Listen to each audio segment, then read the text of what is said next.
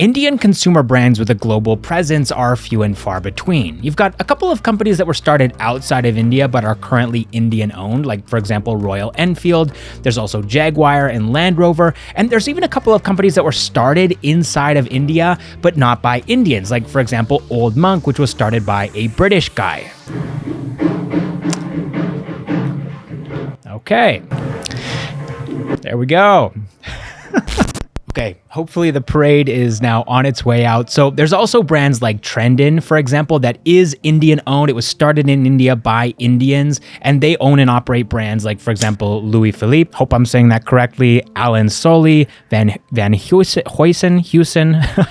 I really don't know how to pronounce these names, Peter England, and all of these brands are Indian companies that have gone global. But today, I want to talk about what is arguably one of the most successful Indian startups to go global in recent years, and that's Lenskart. So Lenskart just raised $100 million from Chris Capital, and this is actually an extension of their 2022 funding round, their Series I round, which valued them at $4.5 billion. Now, what's really impressive about Lenskart is that about a quarter of their stores, and there are many of these stores, are actually located outside of India. So for example, in Singapore, Lenskart is pretty much ubiquitous. They also have several stores in the UAE, they have a store in Indonesia, and also they own Japanese brand Owndays, which has more than 200 stores across Japan, as well as a global presence in Southeast Asia. Now, one market that they seemingly have failed to crack is the United States, which they were really excited about entering back in 2021, but now it looks like they've pretty much stopped their operations over there. Their last Instagram post on their American page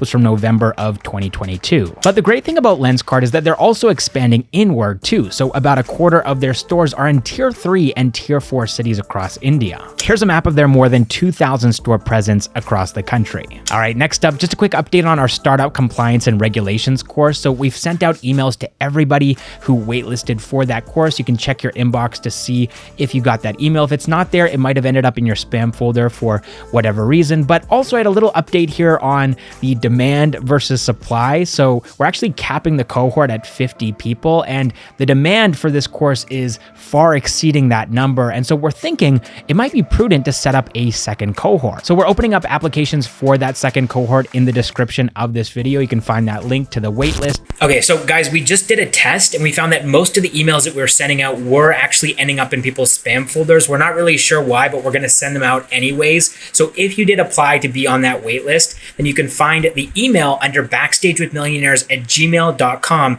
in your spam folder. Okay, now we're going to get back to the video. We're going to go back to the video. Do you want to go back to the video? Let's move on to the next news item because I want to talk about Explain This Bob. So this is an AI-powered explainer bot that's gotten really popular on Twitter. If you spend any amount of time on that platform, you've probably seen it, and apparently Elon Musk loves it. This bot was created by a single developer in Odisha, and I want to explain how it works. So on the internet, there's a lot of stuff that's posted that most of us don't understand. Content that's created by industry insiders, people who are using jargon and terminology that the everyday person just cannot wrap their heads around. And so that's where Explain This Bob comes into the picture. So for example, and this is the tweet where Bob really went viral here, there was this article about how Microsoft was dropping Twitter from its advertising platform as they were refusing to pay Twitter's API fees. And Elon Musk has said that he was open to ideas, but ripping off the Twitter database, demonetizing it by removing ads, and then selling our data to others isn't a winning solution. So it was at that point that someone tagged Bob, who is apparently a big-lipped Pepe, and he explained things in simple words. Twitter does not want to sell their database, and the idea of taking away ads is not a good way to make money.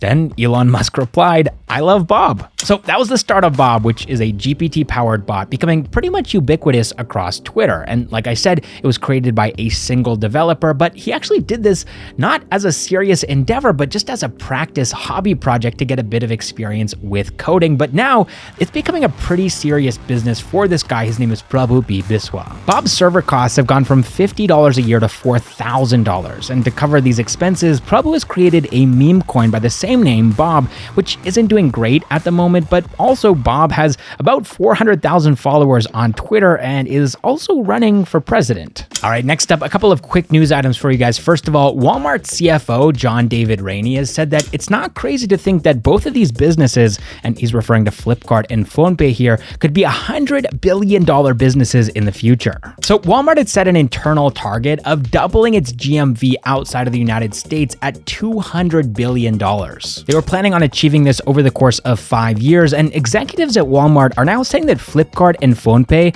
are key drivers in making that happen. Now, speaking of PhonePe, they've actually launched their own payment gateway for the first time, taking on the likes of Pine Labs, Razorpay, and CC Avenue. Most of these platforms charge a 2% transaction fee for their services, but PhonePe is temporarily offering payments for free as an onboarding bonus to merchants. Now, speaking of payments and transactions, did you know that in April of 2023, credit cards overtook debit cards in India? There were 250 million credit card transactions that month versus 220 million debit card transactions that month, and the value of these transactions also amounted to 1.3 lakh crore rupees versus only 53,000 crore rupees for debit cards. And now I have some very quick news items to share with you guys. First of all, the government of India is launching its own master app for charging stations. This is going to be funded by the Asian Development Bank and fully owned by the government of India. Next, we have Battlegrounds Mobile India, which is a local version of PUBG for Indian players, and that's been unbanned now by the government of India. Then we have the Supreme Court, which has banned bike taxis in Delhi after the Delhi High Court lifted the original ban from the Transport Department. And then finally, beauticians over at Urban Company are protesting because their ID cards are being shadow banned by the company if they don't get really amazing user review scores. All right, now let's jump into the funding news here. Almost $200 million have been raised by Indian startups this week. Here's what that looks like in context, and you can find a link to this chart in the description of this video. And of course, the leader this week was Lenskart with their $100 million round. And then there are also 3 companies that raised upwards of $20 million this week. 2 of them are in the lending space, but then there's also Everest Fleet, which raised $20 million from Uber in their Series A round, and they're a fleet management company, so they're basically supplying cars, of which they have 8,000 at the moment, to taxi aggregator companies. I want to leave you guys this week with some very light reading. You can find a link to this tweet in the description down below. It's from one of the partners at Lightspeed Venture Partners, Bejul Somaya. He posted this on Thursday, and I won't go through the whole thing, but I just wanted to take out a little excerpt here. India has always and will always test our conviction and sometimes logic. You can't force this market. You can't time this market. You can't be short term. Instead, you have to be patient, quality oriented, disciplined, selective, and prepared to play the long game. Does this mean all is hunky-dory in India tech? No. Does this mean that success will be a straight line? No. Will every company succeed? No.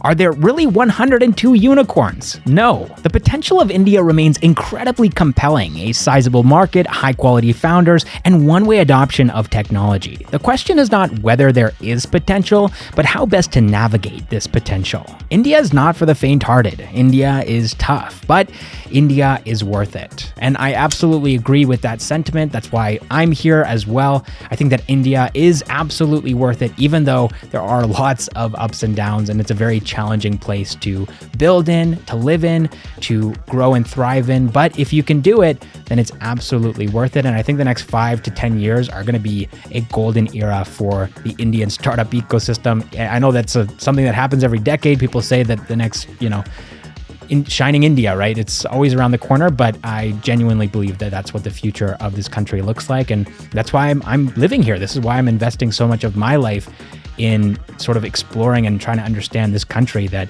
I now call home. So anyways, thank you guys so much for watching, and I'll see you in the next one.